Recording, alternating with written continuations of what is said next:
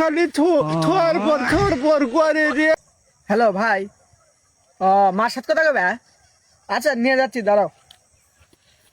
ও মা, বিদেশ থেকে ভাই ফোন দিছে, কথা কও। ও হ্যালো বাবা, কি কাকু তুই?